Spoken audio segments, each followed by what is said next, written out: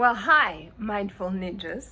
I'm sitting outside on purpose, and you might hear some background sounds because the world does not stop for us. So we have to find our peace in the place where we are.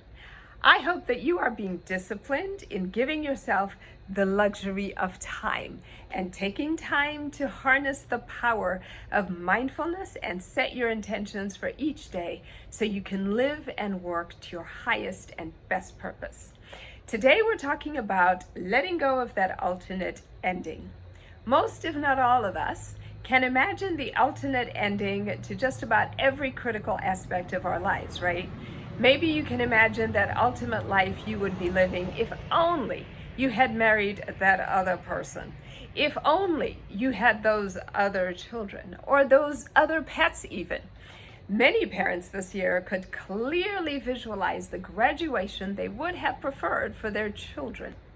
We look to our past or we look around us and we see the potential for that alternate life or that alternate end, and we suppose that we might have been happier if only we could have had that other life. Sometimes we see the spouse of that person who got away, or that child who is the same age as the child we gave away, or that person who took the job we left, and we just know we would have loved the life that person is living now. Oh, if only.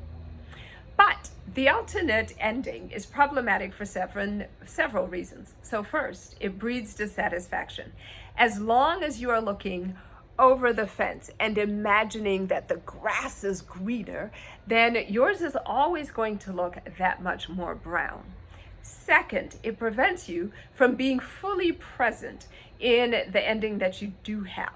And this leads to the third problem, which is that you cannot fully appreciate all the benefits of the ending that you do have if you're constantly wishing for the other one.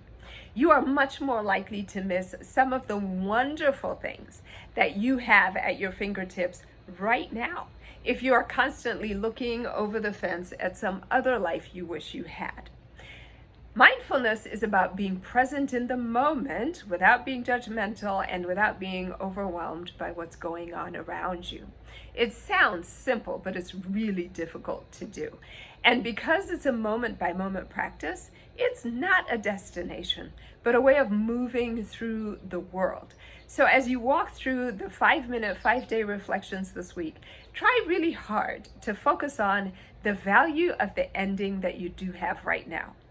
If where you are is exactly where you want to be, that's fantastic. If not, accept that there is no alternate ending besides this one.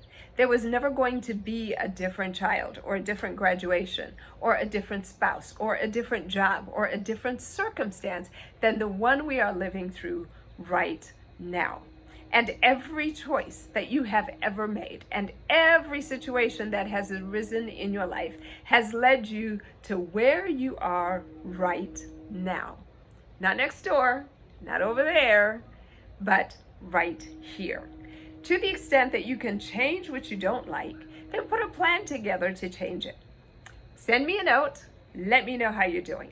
If you know someone who's having a hard time or could use some mindfulness and self-care in their lives, you can sign them up by using the Refer a Friend button or point them to the website spew@jefferson.com.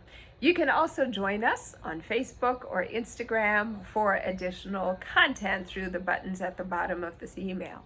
Until next week, this is Spew saying, be mindful and be well.